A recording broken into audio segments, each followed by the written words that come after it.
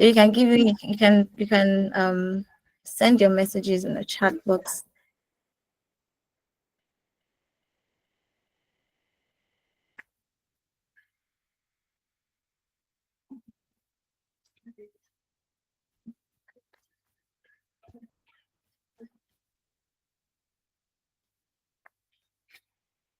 Okay, so Nicola says it's a cool Saturday and she's doing great. Yes, that's good to know. Okay, so we're just going right into it. We just start to wait for some people to join so that we all start together, but we're starting right about now. Okay, so as you know, this is African Women in AI, and this is brought to you by African Women in AI. And African Women in AI is not just a community. We like to say that we are a revolutionary movement in Africa, not just only for women, even if it's African women in AI, not just for only for women, because I know that and I believe that knowledge really is not gender based, right? That's why we have even men here, women here, everybody here, because it's like a community where you learn, you grow, you get mentorship and everything. And also it is inspired and powered by our mother company AIBIA, Artificial Intelligence and Blockchain in Africa, and we're being sponsored by Deep Funding. So shout out to Deep Funding, and we're here for the event for the, and we are going to be listening to two really wonderful people who have who have done the assignments. Yeah, they've gone through experiences, they've gone through different things, and they're here to shed light and contribute in terms of their knowledge or intellectual resources to us. And we are really, really, really happy to have them here. And if you're not in our community, you can just check in the chat box. You can join our community on Discord. We're on Discord, we're on Telegram, we're on WhatsApp, right? I would love to see you guys there. So we're starting. Yes, we're starting because we want to make sure that we actually keep the time, and so that everybody can also get so much from this today. So we're starting with our, I don't know if our first speaker is here. Esther, if you're here, Esther, please just say hi.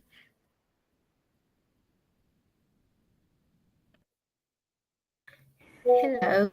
Hello, Loretta. Yes, I'm here. Such a Hi, great Esther. time to be here, and I'm so honored. Yes. Hi, Loretta. Can you hear me? Yes, we can hear you. I can hear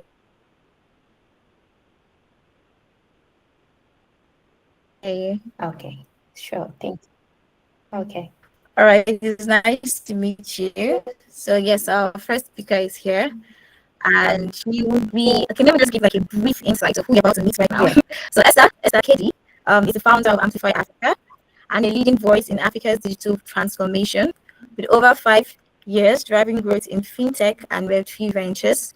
She has trained 500 plus founders, created 20 plus tech ecosystem events, and led blockchain and AI adoption across startups on the continent. Her mission is to prove that innovation isn't just born in Silicon Valley, it's thriving in Africa. Wow, what a word. So over to you, Esther. How are you doing? How is it in Kenya? Yeah. I'm sorry. If I don't know if my background allows me to just show my face for a minute. So in the face of AI right now, anything is possible. You could be talking to a robot, but AI. Yes. Proof of life. I'm here. My name is Esther Kendi. You'll kindly allow me to switch off my video. Yeah. So my name is Esther Kendi. I am in Kenya. Like to know the people that we are talking with, where they are from. Maybe on the chatbot you can tell are from. And also, if you are a founder, probably what you are doing in tech space. My name is Esther T. I say I'm a non-technical techie. I'm personally a technical person. I'm privileged to work with a lot of technical in the industry. And this is because my core business is to help businesses scale, beyond code. Yes, you have the code, or rather an MVP and a brilliant idea, then you get your first customer, your 100 customer, your 1,000 customers. So those are the key people that I work with. Um, and for the past 5 years, yes, I could say Africa is such a brilliant place to be in. Um, I feel like blockchain entirely was made for Africa. It's for the first time I feel like there's one thing that has put all of us in the same map. Um, this in regards to Africa, we are, in comparison to, for example, we are the people with less resources. We have brilliant, brilliant talent, but when it comes to infrastructure, our level of what's the word? The level is, yeah, in terms of development, we really lay behind, but Britain has come and has put all of us in place. If I want to put someone in now, no one really cares where you are. Are you in China? Bitcoin is Bitcoin in China, in Africa, in US, and I personally feel like it's has put us in the same level with everyone. Why it's my personal goal, be an advocate Right. blockchain for Yeah. across Africa, uh, because as much as this industry has a lot to offer, most of the people Yeah. in Africa are not tapping into it just because they don't know. They don't know about it. They don't know what to do. Mm. Um, really can't Right. you can't benefit from something that you don't know. And True that. so, True that. True that. yeah. All right. Thank you so much. Okay, so Esther will be speaking on her intelligence, her code, claiming the space in African AI revolution. So Esther, I'll be having some questions for you. So we can make this as interactive as possible, and also people could learn from your wealth of knowledge also in this terrain. So, okay, my first question to you right now is, how does Amplify Africa approach the challenge of making AI and blockchain accessible and relevant to diverse African communities? First, how is it like owning, like being a founder of something in Africa? Do you get the encouragement as much? As what are the struggles, what are the wins also, what are the challenges, and what is your how's your approach generally in making AI and blockchain accessible and relevant to diverse African communities? So, I would say being a founder, I will say that before being a founder, I was employed for like 10 years. And I will say being an employee is hard. Being a founder is hard. So it's for us to choose your hard. Being a founder is rewarding. It is challenging, yes. It gets you to a point where people basically assume you're rich or you've made it for you to successfully run a business. But it is so rewarding in the sense that you do things the way you want to do them, you curate them the way you want to drive impact. And so, just to refer to the question so that I can, yeah. So friend Amplify Africa for the last 2 years, we've seen massive growth, to be honest. There's a lot of, I could say that there's a lot of a lot of opportunity in the AI, the blockchain space. And I would call for everyone here. The reason why we're in this call is because we are curious to know. There's a lot of what's the word? A lot of opportunity for you to just say, my little bit to teach people is AI, how can it benefit them as a teacher, as a shopkeeper, can you benefit from this? One of the challenges that we experienced is the lack of information on it. And I'll give you an example of blockchain. Blockchain came to Africa in a very bad way, or the perception is pure bad. I don't know if that's the case in Nigeria. Maybe Lauretta, you can tell me. But the blockchain in Kenya, for example, there's a very bad perception, and people really majorly people believe it's a scam. Is that the case in Nigeria as well? Lauretta? Okay. Can you hear me? Yes. Okay, I think there's a lag from your side. The network is not too clear. Oh, sorry. Can you hear me now? Okay, yes, we can hear you now. Yeah, I was saying Yes, I can hear you. Yeah. I just asked you, the perception in Kenya, for example, the perception of blockchain in Kenya, most people believe that it is a scam. Is that the case in the Nigerian market as well? No, not at all. I think because Nigeria has more youths in a sense, Yeah. so it's kind of widely accepted, right? It's widely accepted. People know about it. Yeah, people know about it. They understand how to use it. I'm sure I've not covered like so much, but I know that to a large extent, people are very welcoming of blockchain and how to Yeah. use it in Nigeria.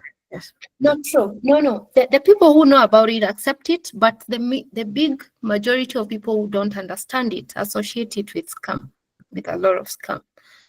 And that's a perception that we, at Amplify, we are trying to educate people. I've seen use cases in Africa. People use blockchain in agriculture, in climate change.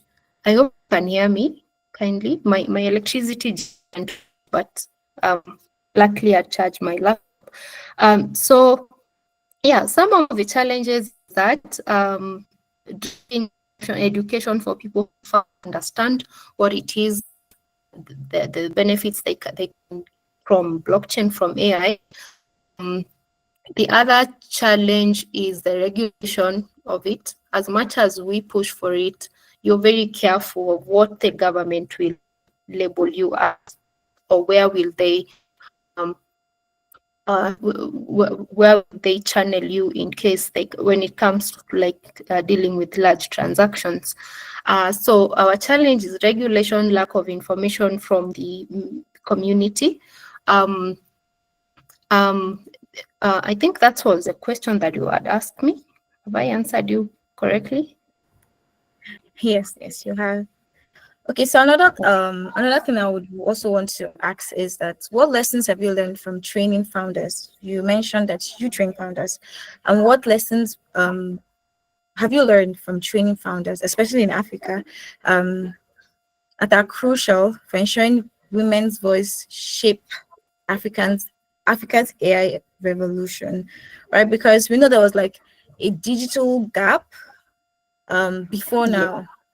Men in tech, it was like it's still like the conversation being had. Like we keep on having the conversation of women are not represented so much in tech, and tech is not a woman's word, and all of those things. So now we have a new technology, and we're just thinking that okay, we had to fight then to actually have a voice, but now this is something new, and we are starting early, and that's what African Women AI is for, to make sure that women are aware of these things. You can use this technology. You can start now. You can start to learn. You can start to even know how to be not just a consumer also, but also a creator. So what's crucial lessons do you think you have learned from training founders, right?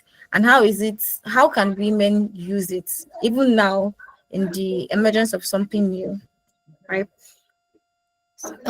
Okay, so quote that I like using, and it's African women are not waiting to be included. We are building the systems, we are building the communities, we are building the code that define the future. And use as you know, this organization, you've put so much energy and effort to bring women together and empower ourselves. So what I've learned is that there's a lot of support. There's a lot of support for women who are willing to take the lead, to take the charge, to be that voice. I think that's one. The organization, the institutions are out here to help. We all just need that leap of faith and say, I was born to do this. There are challenges that comes with it. By you breaking the barrier of saying, this is hard, yes, not everyone will probably believe in what I'm doing, but having organizations like this one and forums like this one's bringing us together to share our story, our joys, our heroes, it is something that I've learned. The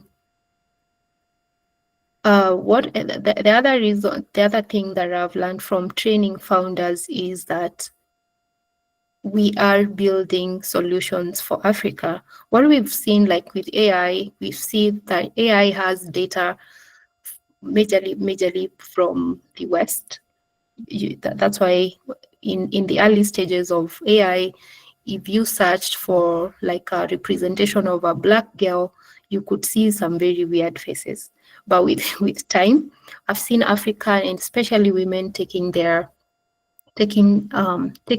their hands to create solutions that are basically formed, or rather making tailored for Africa. I understand that Africa, we have very special problems that can only be solved by very specific, specified solutions to cater for the African problems. And I've seen women go out of their way, really. We are building brilliant ideas out here. And also now with the support from the people. And again, Africa having a very young generation, as we said, we are really encouraging and coming together to help each other. So I'll say last month, together like 60 women to basically share. One of the challenges I've realized is how the founders, especially for the women in this space, the founder is very lonely. Problems there are very special. And so last month we brought together 60 women to our journey, share our terms, share our challenges. And we have this community like here in Kenya where we meet every month to basically share that. There are many brilliant stories with people, women especially, building startups, from trainings to therapy, offering therapy through AI, to people solving problems in the agri-tech. And these are women who've really gone out of their way to ensure that the African community has solutions to their specific questions. So that's it from me. I hope I've answered you. Yes, you have. And actually very amazing to know that, I mean, something like that is in Kenya. And I think what we really want is that it's not just in Kenya, it's not just in Nigeria, it's everywhere. It's in Zambia, it's in Rwanda. It's basically Africans standing up and saying that, yes, we have, as you said, we have our peculiar problems, not like the West. As they will say, the West is more advanced, right? And our problems are different, right? And yes, they are the ones with the technology and everything, but I still believe that we can take what they have and use it in a way and still create for ourselves what we need to solve our immediate problems. And that's the problem. Yeah. And that's really the main thing, solving our immediate problems. If everyone is thinking of how to solve their immediate problems, we'll have lesser problems to deal with in Africa, even in our own countries, right? Okay, so you said something very profound. You Yeah. said something about how you gathered women and how you see women doing really incredible things and creating incredible innovations. I would love for you to share like a story, maybe a story where AI or blockchain was adopted directly, addressing a particular issue or pressing socio-economic issue in Africa. It could be just in Kenya or it could be just in Africa with your interactions with other women and their innovations. Sorry. I don't think I got a question. Kindly come again. Okay, so what I'm asking is that can you share a story where AI or Mhm. blockchain adoption directly addressed a pressing socio-economic issue in Africa, or it could also even be in Kenya? Okay. Social economic. So, yeah. So there is amongst our. I'll share two.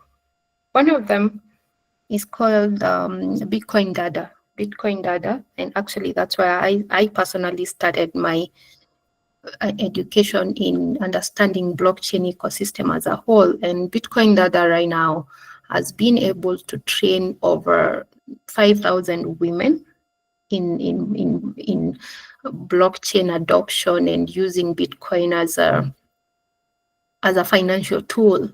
And to date, since 3 years ago, to date, I think they're already in like 34 countries in Africa, touching lives.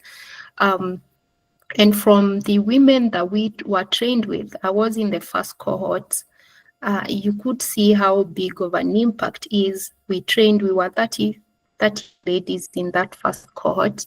And out of 30, I think 15 of us are founders in this tech ecosystem, building and empowering other African communities in one way or the other. And me being one of them, to be honest, me being one of them. There are others who are building circles like Bit Circle, where people are able to save in Bitcoin. There is another one built Tando. Tando is a platform where you're able to spend Bitcoin directly to like supermarkets to pay for groceries, pay for your transportation fee, like in the matatu, in the public sector, literally breaking the buzzword of blockchain to real world tangible. You can imagine having Bitcoin in your wallet and you go to the supermarket and you're able to directly pay for it directly from without any conversions. So I've seen the impact in real. That's one. The second one is a lady running a business called Minty World, and she purely uses AI to do social digital marketing. And at the moment, you can imagine within 1 year being able to turn around or to make revenue more than 1 million USD, empowering businesses, empowering public figures, using AI to turn around, or rather to reach to millions of people. So for me, one more thing, a real use case that I've seen is there's a project called Project Mocha here. They use blockchain in production of coffee. And this is, they use it, probably like by the time you're buying packed coffee, there you can literally know who planted this this coffee, it was planted in this farm in this area, it was harvested by this person, it was processed by this person. Like, you can literally, it's literally empowering the farmers from the point where they're planting to the point where they're harvesting, to the processing, to where when they're being paid. So for me, I've seen, and these are just cases in Kenya. So I've seen the real impact of what blockchain and AI can really do. And I think we are just starting. There's more to achieve. And having forums like this one and people like us, going out of our way to push for this adoption, then I'm personally so happy and glad to be one of the people in this movement. Wow. I just learned something. I never saw it in this light. So wow. So you can use AI and blockchain to actually do that. And not Yeah, just the regular recruiters or the nurses or the hospitals, but even down to agriculture, even down to farmers, using it to yeah, improve what they do. That is really yeah, awesome. I think that is amazing. That is really amazing. And I like that we have people actually using these things to leverage Africa's resources. We know that one of our really big strengths in Africa is agriculture. It's like one of our yeah. big strengths here. So it's really wonderful to know. It's really wonderful to know. And yes, I know you said you also work with startups, and yes, we usually have a lot of startups like springing up in Africa, really, Yeah, and we know that they have like specific challenges, right? So would you want to yeah. talk on that, like challenges the African startups um usually would face, right? And how do you think they can overcome them? Right, African startups face global AI. In this global AI landscape, they face like issues and challenges. How do you think you could help them overcome them, like the challenges they have?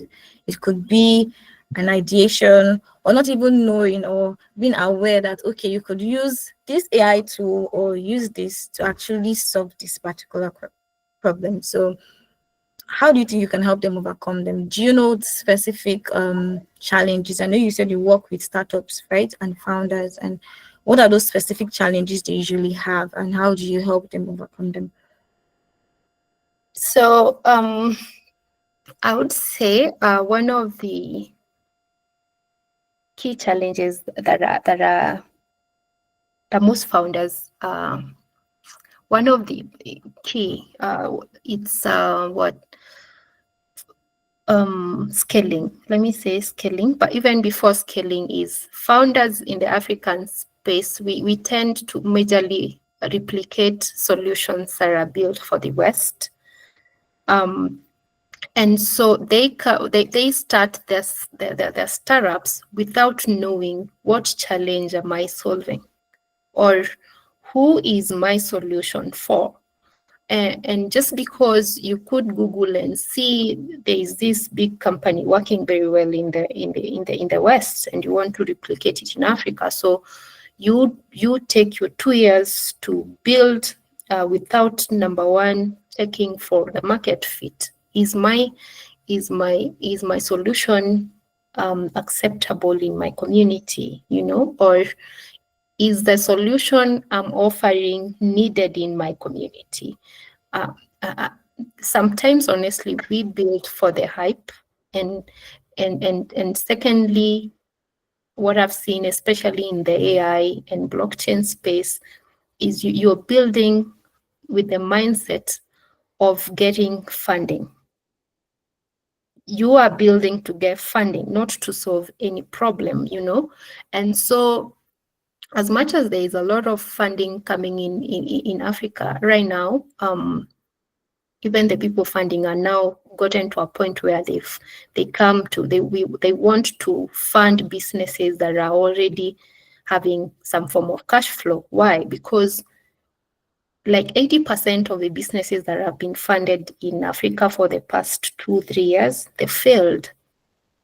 Why? They are building without really knowing the solution that they are solving, or replication of, you'll find 90, especially in the blockchain space, sorry to say, but everyone is building in the payment ecosystem. And there are so many, everyone is doing the one similar thing.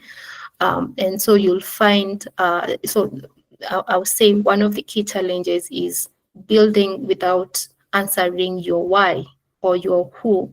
Who am I building this for? And is my solution acceptable or usable in the African market? That's one of the key things. And me training now or interacting with the founders in the level that I am, that's the first question I'll ask. Even before I help you scale, I'm like, who are you building this for? What solution? What challenge are you solving? And so in this, I tell them, at least before you say you have a ready product, at least have one client who's consuming your product, even if it's your sister or your mother. Can they use it really and say, she had this problem, I solved it with my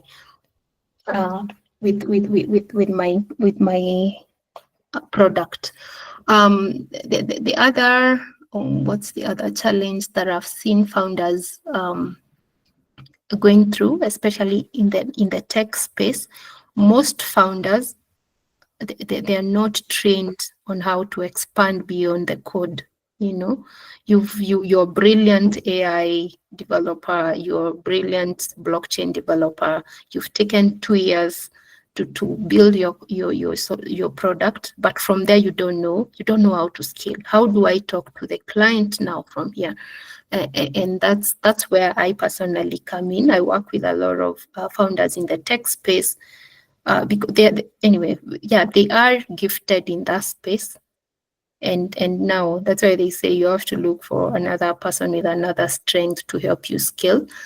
So I feel like there is a detach between the developers and the real market and the real customer, and that's how anyway we help them scale.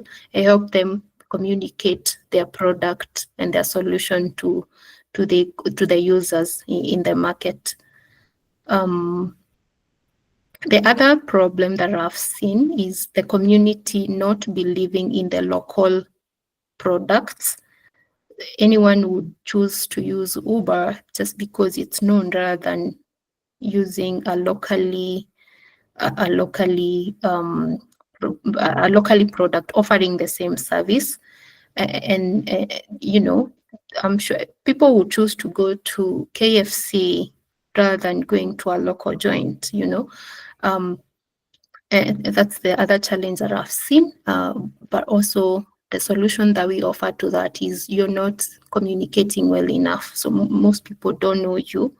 And that's why we use Uber because we know about it, and they're ever running ads. They're ever popping on our screens, ever popping on our TV. So we know about it. And so it's for the startup founders to learn these metrics and tricks. And when they apply them to their business, then I believe that they will scale. Thank you. Wow. Thank you so much, Esther. That was like a lot learned. I think the most important thing I think I would pick up from this is that even we as Africans, we should lean towards our own African innovations, the ones that's created for us, right? We should embrace our own products. Yeah, that was so profound. Thank you so much. Thank you so much, Esther.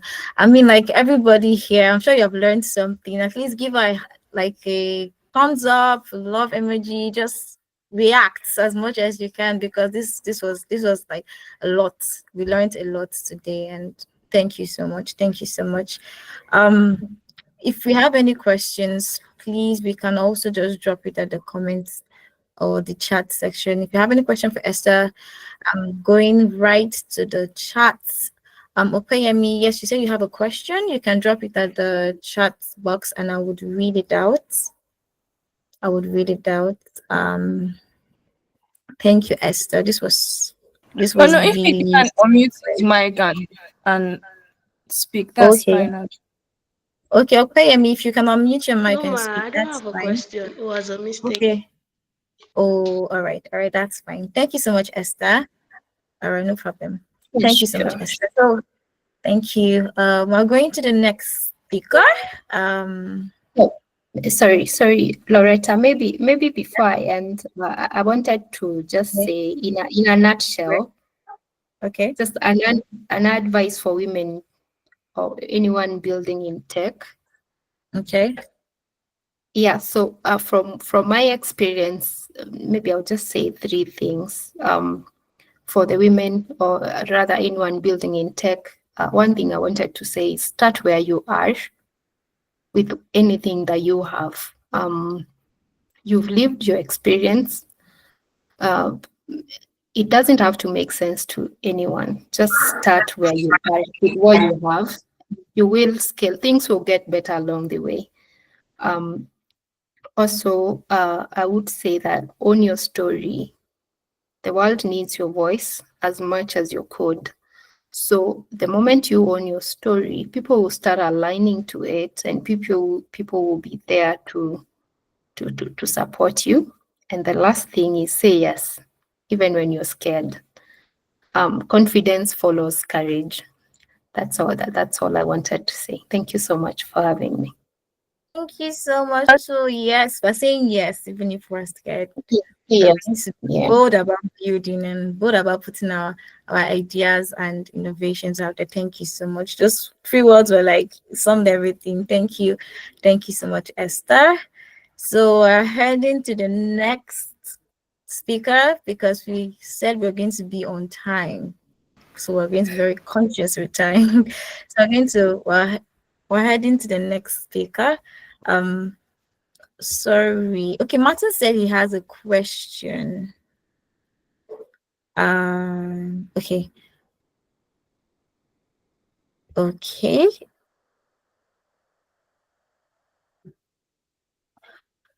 Okay, so I'll just read that out. So maybe you could just answer that quickly before we go to the next speaker.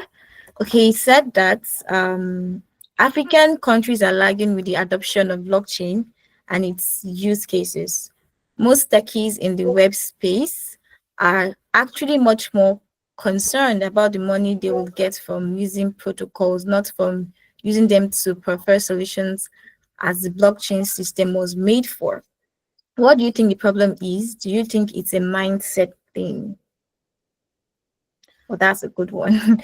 So what do you think the problem is? Do you think it's a mindset thing, or do you think we're not just curious enough, or we just want to just keep on being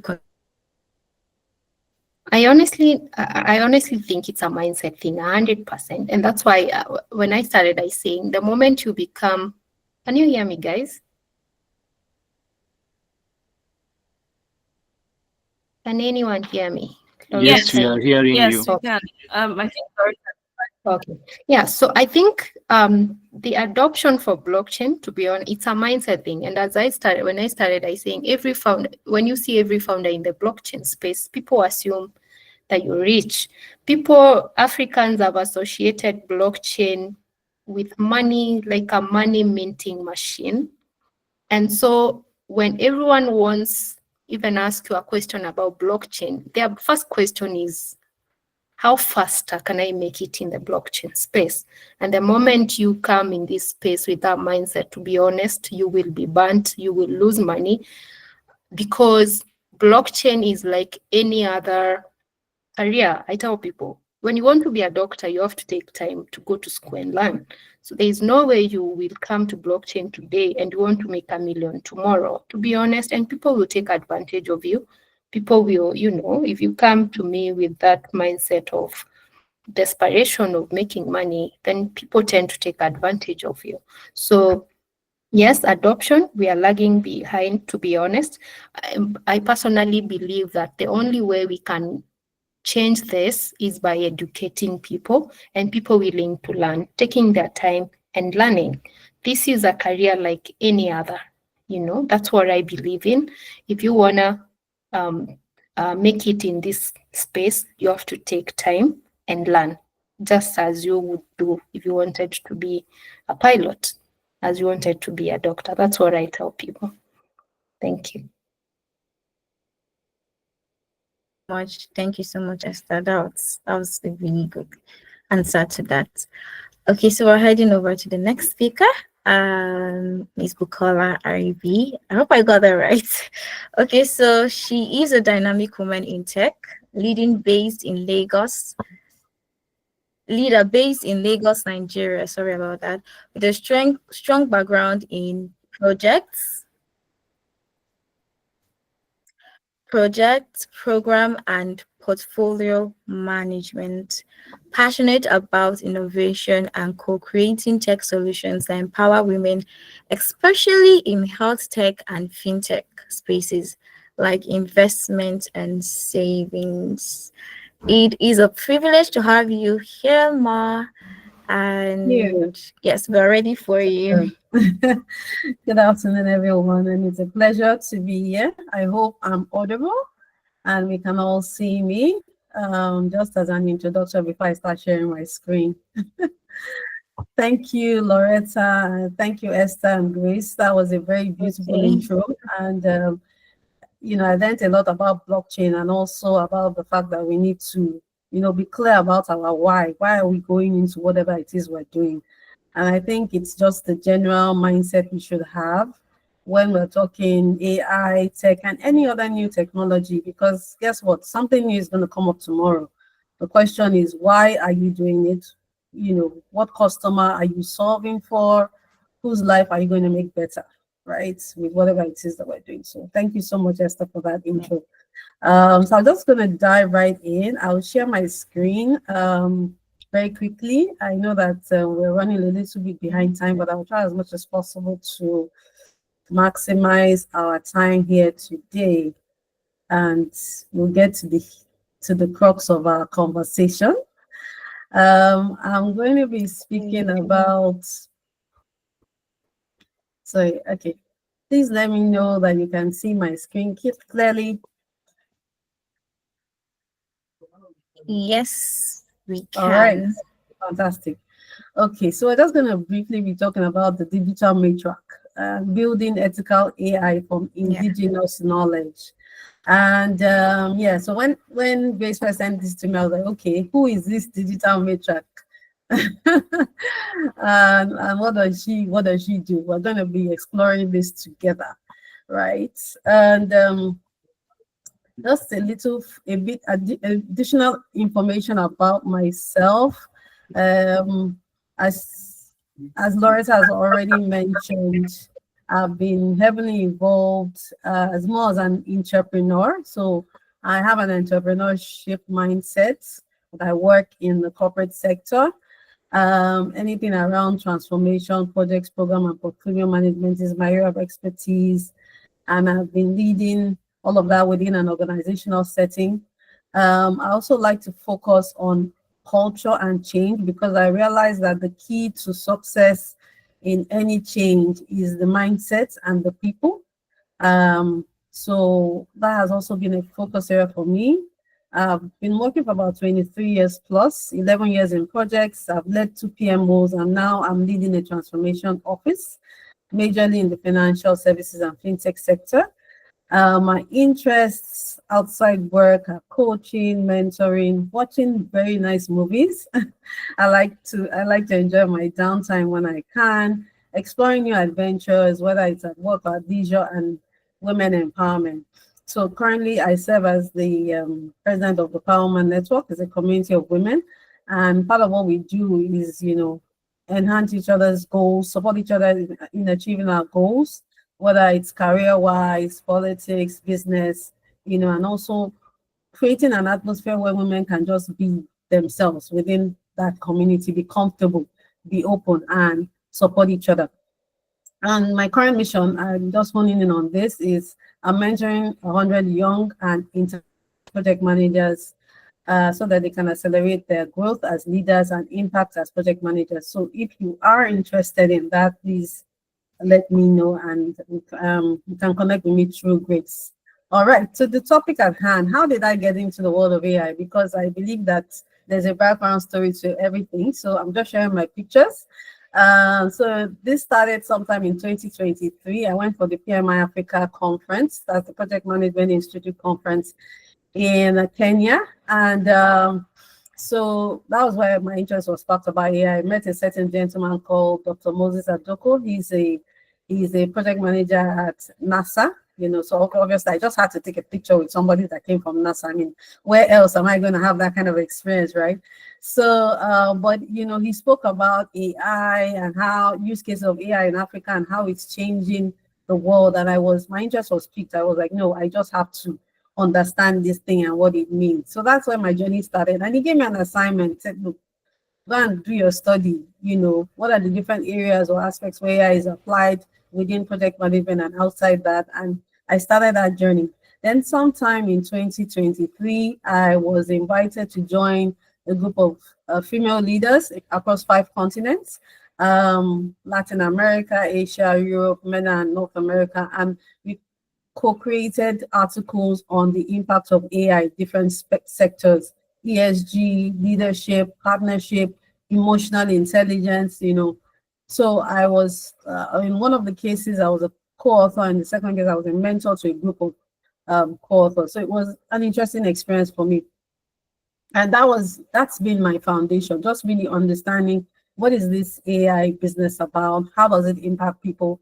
How is it going to change, my life, and how is it going to change the world around me? Because one thing about me is I love to know what is going on around me and how I can use it to make an impact on others. So that was my focus. And beyond that, now within my organization, I work with leaders to create policies, frameworks around how we manage AI within the organization. We've also trained about 80 employees to understand, how they can use AI for their productivity. And we started to explore pilot use cases. So the reason I'm sharing this story is that, number one, you start where you are. Like Esther said, say yes, right? So whatever space you are, you don't have to be a founder or creating something. You can collaborate with people within your community to solve a problem using AI. It just starts with showing the right amount of interest. So let's talk about the digital matriarch, right? Who is this digital matriarch? And I want to take our minds back to, the days when we used to have our mothers and grandmothers sitting down and sharing stories with us, in the village, around the fire, under a tree, or even while doing chores in the kitchen. The kitchen is one of the places where you hear most of the gist about your mother's life when she was a young child, her experiences, how she met your dad, all those interesting stuff, right? As long as time has been, as Africans, we've loved to share stories. Our stories is where we teach our children and those around us about, our past, our connections, conflict resolution, how we, relate with our environment, how we can show care for others, family values, traditions, ethics, everything have been shared through oral wisdom, what we call oral wisdom over time, right? And, as we move into this digital age, it is important that we continue to preserve all of that knowledge, and not lose it or allow the Western world to allow us to, lose all of that narrative. There was something that Esther said, that a lot of the AI algorithms being built today are built with the Western world in mind. Luckily, they have more resources, so they've had a head start in pushing forward the AI agenda and advocating for it. But we need to catch up, and we need to make sure that as we're doing that, we continue to preserve those are cultural artifacts.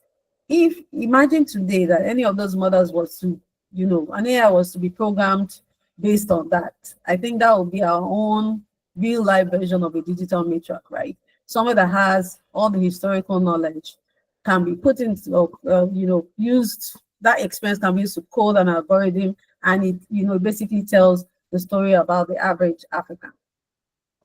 So what are indigenous knowledge systems? Because that's what I've been asked to talk about, right? They are a way of integrating what we call our traditional and our community-based knowledge and practice into AI systems. So basically, number one, understanding that as Africans, we have a unique value, unique perspective, a way of life, right, that has accumulated over generations, and that is all that is sort of codified and brought into AI systems to make them more inclusive, more ethical, and also to ensure that there is a sustainability in our legacy as Africans. The second part of it is about, AI is not just for the Western world. AI is for Africa, right? And Esther has mentioned about this as well, how AI, how blockchain has changed, the way Africa is seen today, because we're active participants in that. I believe that as Africans, we should be active participants in AI. We should shape our narrative. And indigenous knowledge systems allow us to do this because our understanding of the world, the way we see how everything is connected, around us, the circle of life, all those concepts, Ubuntu, all those concepts that Africans can connect with, community, all of that has to be integrated the way AI is built. It shouldn't be built, outside of that. And I'm going to share some examples of how some people have incorporated that into this.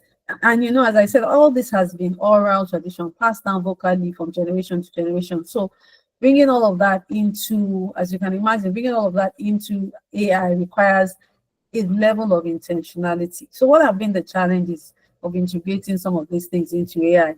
Data collection, number one, right? As I said, unfortunately, as Africans, we're not so great as keeping records of data. So a lot of that history has been lost over time. So how do we bring all that data together? Some of this involves going right down to the grassroots, to the communities. While we were in Kenya for the PMI conference I mentioned, they took us to a place called, oh my gosh, I can't forget that place right now. There's a place in Kenya where they have, they've created a theme park sort of with different tribes, villages of the different tribes. It's called Bomas of Kenya. Thank you. So they have a theme park where they have, different hamlets, different tribes of Kenyans, and they tell you the story about their history, how they grew up, how they live within the community, their family lives, marriage, all of that stuff infused into that. They even showed us the village where Barack Obama's family was from. It was really amazing how they were able to codify their culture, right, within that location. I mean, what's the difference between that and Disney? Honestly, nothing. It's just that intentionality that we need to do as Africans to keep our history, to preserve our history and make sure that it doesn't get lost. So that data collection is important, and ownership of that data is critical because our Western counterparts, they like to just colonize everything. We need to ensure that we have ownership of that data. That also speaks to power imbalances. So in terms of ownership, we need to have that autonomy where we're able to determine how the data is used, how the data is mined, how it is preserved, and how the narrative is also described. We don't want a situation where, they just take our stories and craft it into something else. So as an African building, any form of AI or blockchain, whatever it is you're building, always think about these things, preserving that culture, preserving our language, preserving our history in whatever it is that you're building, because that had also been a challenge. Then the challenges of collaboration, I mentioned that most of this history has been lost over time because it was passed down verbally. So how are you able to retain that? And also cultural sensitivity. How do we ensure that our voice is not misrepresented in the whole narrative? Right. So so that's really the crux of the base of this indigenous knowledge thing we're talking about. And we need to be sure that as we're creating AI algorithms or models, we have to incorporate all this into the stories. So and the question now, why is it important? Why is it important? Because AI is projected to bring a significant volume of money into Africa's economy over the next few years. But if a lot of that AI does not rely on African models, then it's going to reinforce some of the negative biases of the past, ethnic biases and all those type of things that we have over time as Africans try to run away from. So we need to be sure that as these things are being built, it honors and recognizes our values. So we need to address things like, biases, right? I've talked a lot about that, right? emphasizing our community. And so as Africans, right, we are very strong on community. We're very strong on taking care of our environment, because we believe that, you know, our environment, the elements are all part of how we we we do well or we survive. Those are some of our traditional beliefs. Fine, I know that some of us have our beliefs have evolved over the years, but there are some things that are very that we should be intentional about preserving. So we need to be sure that as frameworks are being created for AI, all those things are being incorporated. As the last time we did some of these studies, you know, a lot of African countries had not created their own AI strategies yet, but the African Union had come together to create what they call the continental AI strategy.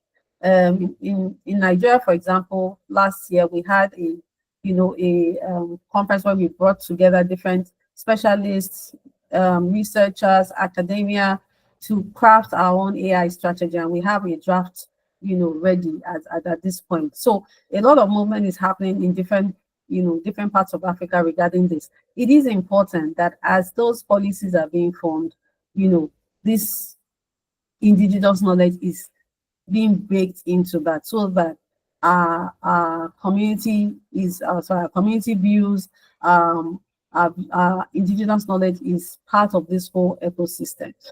Also, there needs to be clear protocols around how our data will be managed, who will own that data, and how is it going to be used. It has to be based on our consent. It has to be used with our consent and with respect for intellectual property. Very key, you know, because as you know, AI is publicly available everywhere. In fact, there was a time when I used to use AI a lot to create images of myself, and my husband was like, you need to be careful about this thing, because you know, it's your picture, this thing is literally taken and used everywhere. Like, okay. You know, I had to give it some thought. So what are the laws that are protecting some of us? Even in the chat group earlier this week, I raised some points around, you know, note-taking apps, and how, you know, there needs to be permission sought from people that are part of a meeting before you just send in your note taker, your digital note taker, to take notes of a meeting. All those are things that will start to take shape as policies take shape around what we're doing. So representation matters, our voices need to be heard, and we need to factor all of that in. I want to give some examples of some AI tools that have been built with some of this, you know, that's spoken about in mind, the indigenous knowledge. The first one is called AWAI. It's just one of many large language models that are being built today. That one is being built within Nigeria. They're incorporating languages like Yoruba, Igbo, and I think those models are being built for apps like Duolingo and other, you know, solutions that can leverage on that, so that when you go to an app like that, you can actually learn a Nigerian language. Apart from that, there are other apps, you know, that are being built to learn languages like Swahili, you know, and some other indigenous languages as well. So we're seeing some of that coming through, and these are AI that are being built by Africans. There was also another one I stumbled on called Rory. So Rory is a WhatsApp-enabled digital assistant. So it's an AI bot, but runs on WhatsApp, and it helps children in Ghana learn mathematics. So it's like their lesson teacher, more or less like a digital lesson teacher. So through the app, they're able to, you know, connect with the teacher, ask questions, solve math problems, and things like that. Those are ways that we can bring in our indigenous knowledge and our style into the way we're interacting with the world.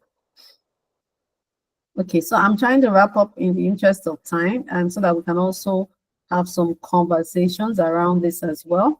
So what are the things that we need to do to embed this indigenous knowledge in ethical AI?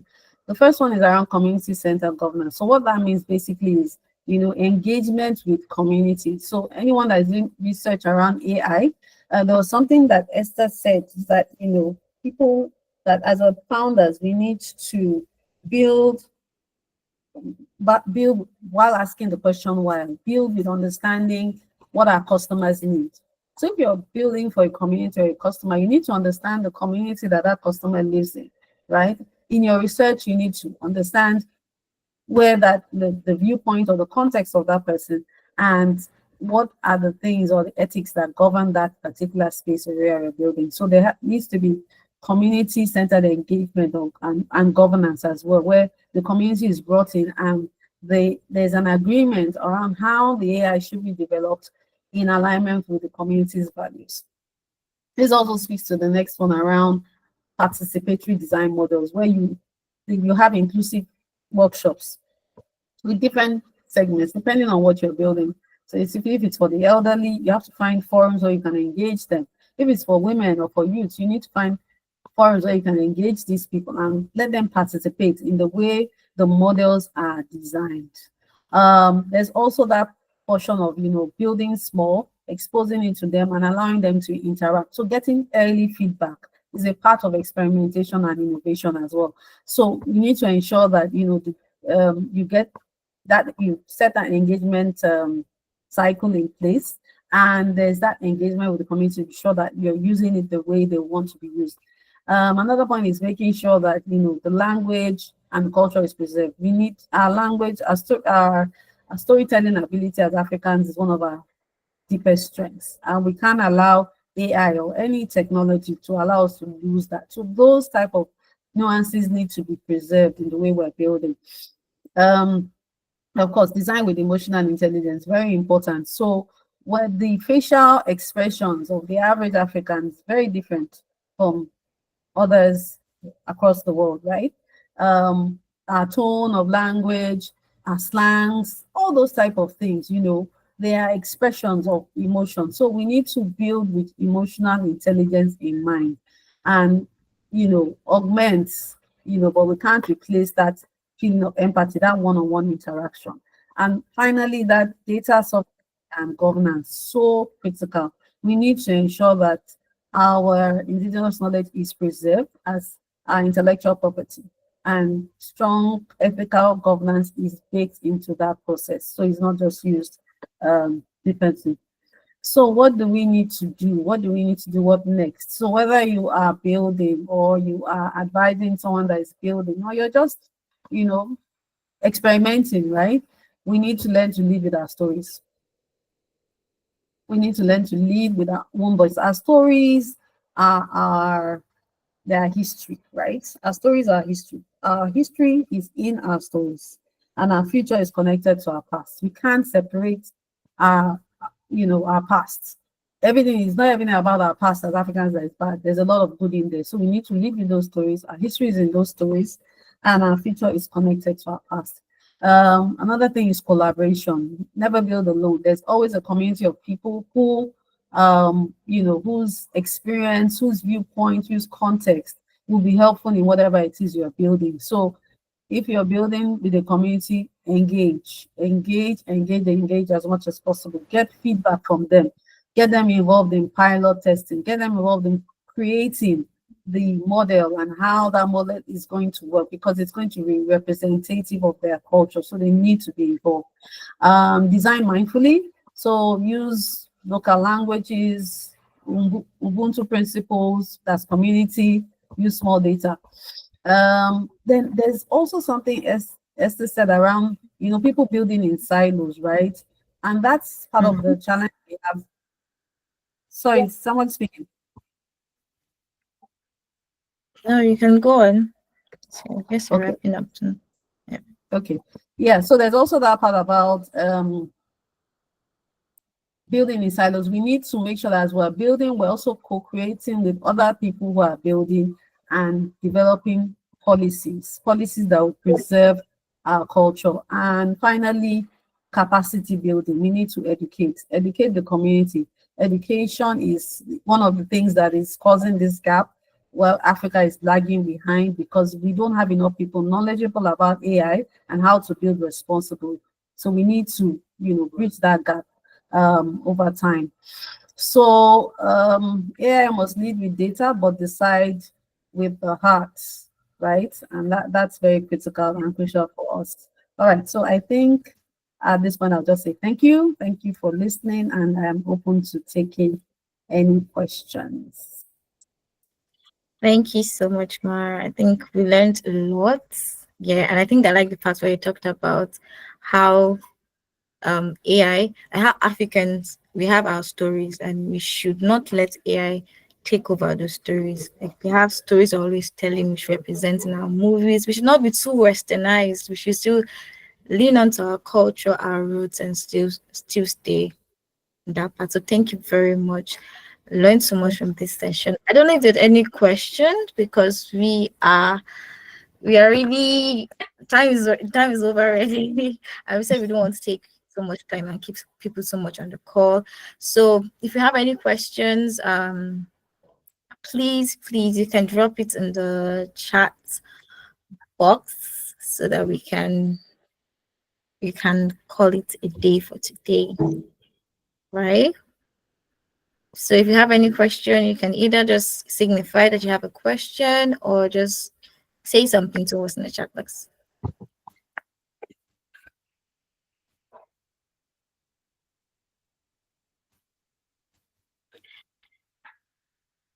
Any questions? Anybody? Any questions at all? Okay, since we have no questions anymore. Okay, Ma, I just wanted you to just like wrap it up. Like, what's your final word for someone out there um building um and Building. generally because you made concerns about um ethical AI, like making sure the example you made about your husband saying, oh, you're putting your pictures there, you know that these things are not really so tested and everything. Everybody has concerns about AI and how it's at some point would is taking up so much data that it's not supposed to be taking, and how somehow there's not regulation yet. We don't know what the regulation is there. It's just a new technology. We're trying to wrap our head around it, how to use it, how to control it, how to make sure people are not using it in a way they're not supposed to use it. So what's your take on ethical AI and what's we as individuals, while using these products or these tools, how we can also help to make sure that, okay, we're also regulating what we're doing, and yes, we're regulating AI in a sense. Okay, thank you. I think for me, we should, first of all, get an understanding on, policy, privacy, data, and things like that. So that when we're using these tools, we seek permission. Because if you're in a setting, like I said, the note takers, for example, right? Just ask for permission. I need to just take notes, please. I'm starting my note taker now. I hope you don't mind being recorded, those type of things. So first of all, understanding how to use the AI that you're using properly, understanding what the information you share there is going to be used for going forward. And when you're in a group setting, be respectful about people's privacy as well. I think is a good starting point. But just as a takeaway, I would say that we must remember though that our history is in our stories, and while we're creating, we shouldn't just think outside the box. We should throw the box away. Right? So don't just think outside the box. Throw the box away. Be as imaginative as possible, because don't be constrained. As women, we try to box ourselves and say, oh, what if they don't accept it? What if they, honestly, men don't have that problem. They just go ahead and do and just face the consequences when they get there, right? So let's build, but let's also build responsibly with knowledge and understanding. And where we're not clear, ask questions within the community like this. We can interact, we can agree, ways that we can get things done better. By sharing knowledge, we get answers. So that's what I would just suggest. Thank you. Thank you so much. I think I like that part where it said throw the box away. So many people need to throw the box away and not box their minds, knowing that even in any career you're doing, somehow you need AI, right? But while you're still using AI as a tool, make sure that you're regulating how you use it. Your creativeness is still very, very, very much important. When people say, it's AI is going to take over our jobs. Yeah, but really it's how you use it, right? How you yourself also make sure that you have like the necessary education you need to using these tools, and knowing that it's a tool, use it, it's here to help you. not like take over your job or take over your Exactly. brain. No, but it's just here to help you bring those imaginations and creativity to life in a way that you might not be able to. So yeah, thank you so much, man. This was really an eye opener. We learned a lot. I learned a lot. I don't know if a person learned a lot. If you learned a lot, you can just give it a thumbs up, you can clap, react to emoji, and all of that. So I'm going to be handing over to May now, Miriam. So Miriam, over to you. She's going to be telling us a bit about so many other things about this community and, well, everything you need to know about African women here, how you can grow here, how you can build boldly, and how you can really be that audacious woman, doing things in your community, doing things in your career, and really make an impact. Miriam, over to you.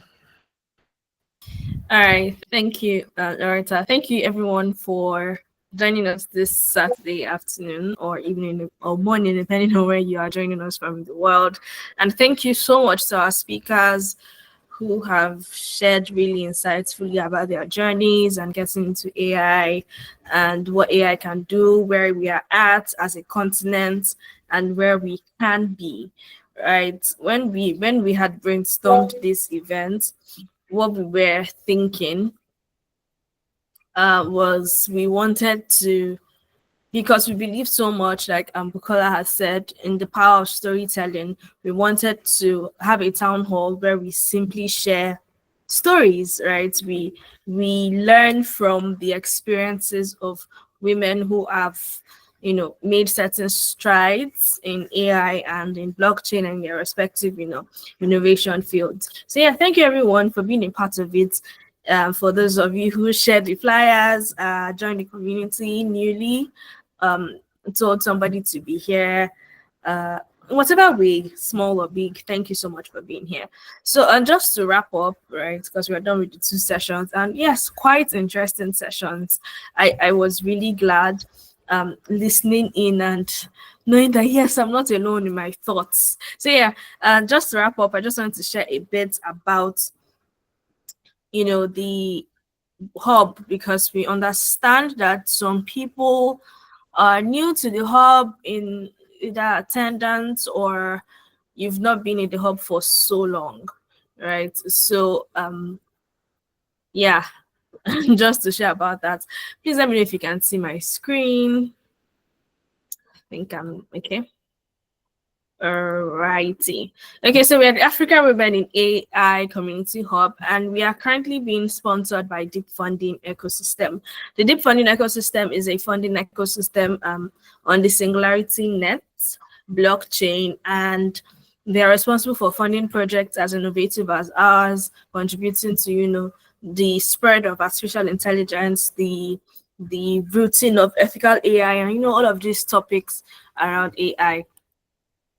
And here at the Hub, we are a gender geographic community hub, empowering African women to learn AI through accessible resources, upskilling where necessary, lead innovation with funding and support, and then build together through events, mentorship, and collaboration.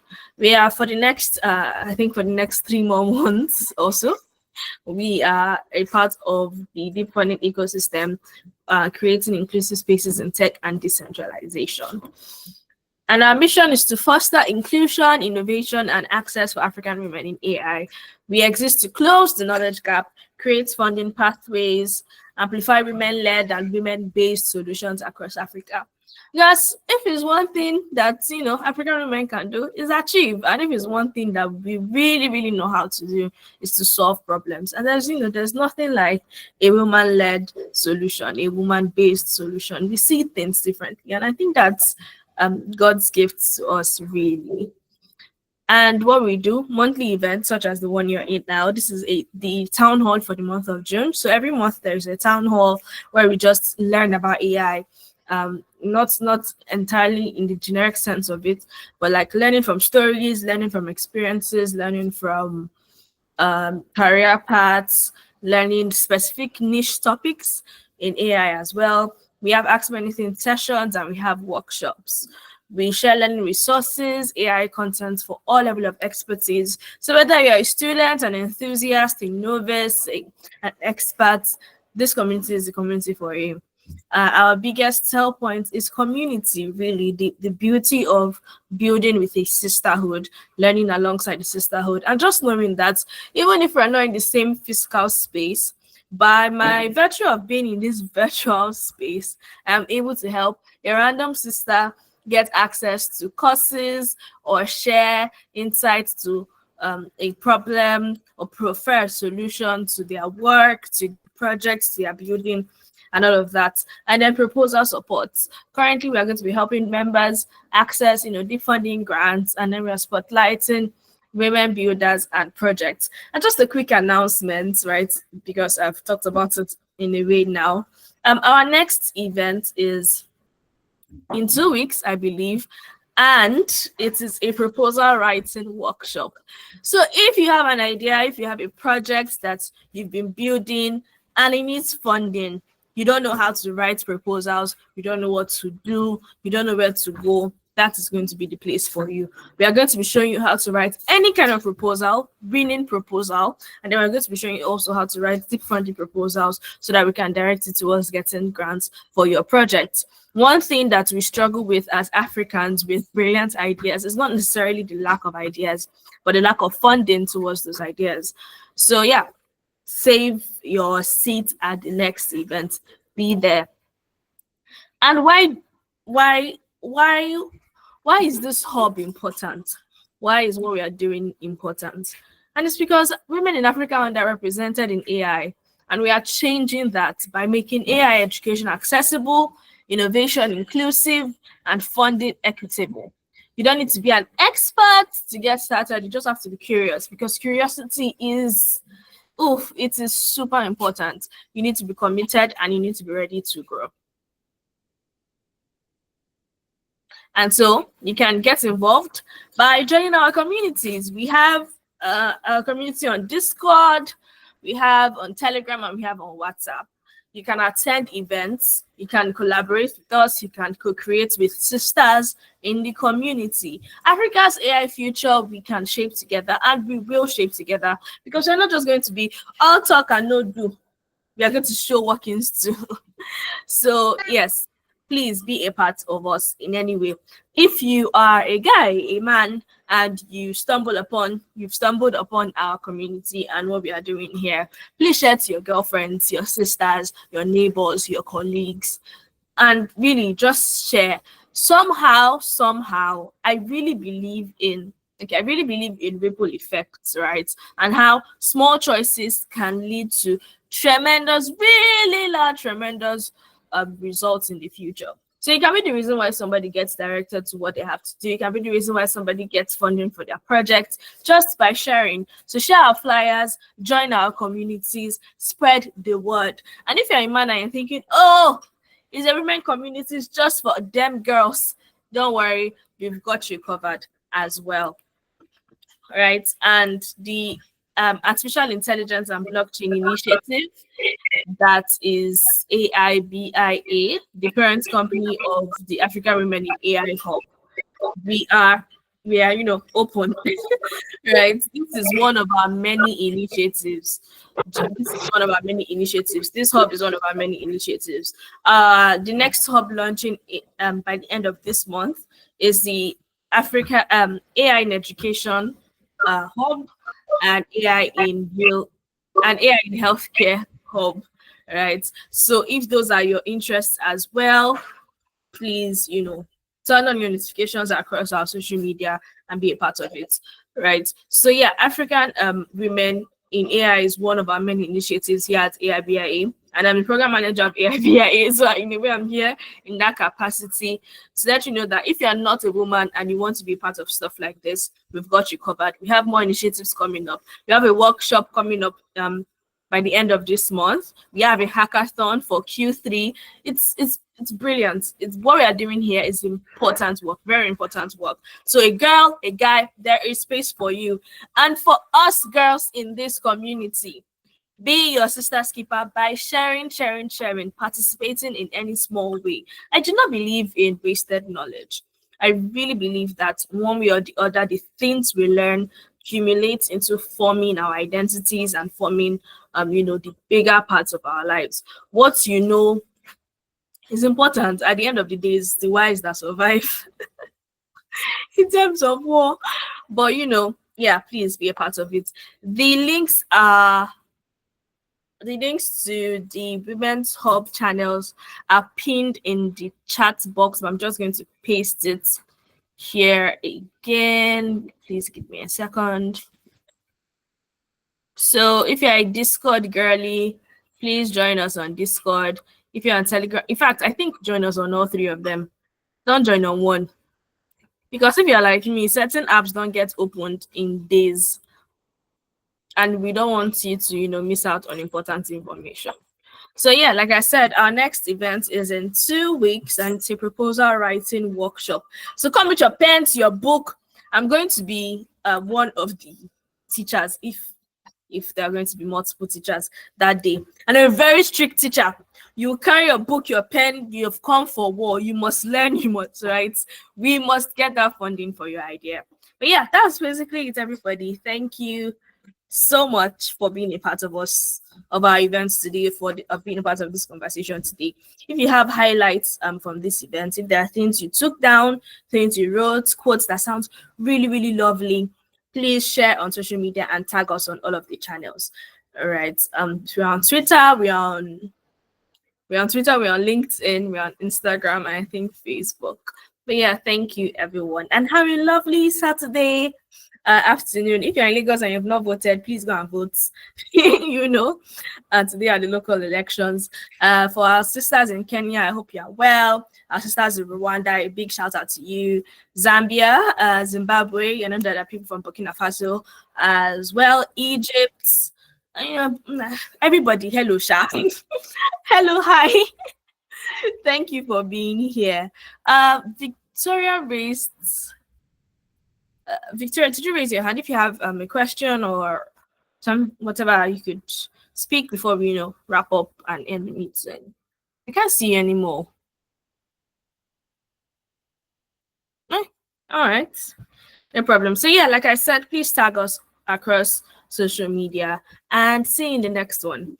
For those of us who struggled with connectivity or had people that you would like to share, you have people you like to share this event, the replay is going to be available on YouTube by the end of the weekend, so you'd be able to share the YouTube recording as well. But yeah, thank you everyone. Have a lovely rest of the day. Goodbye. Thanks. Bye.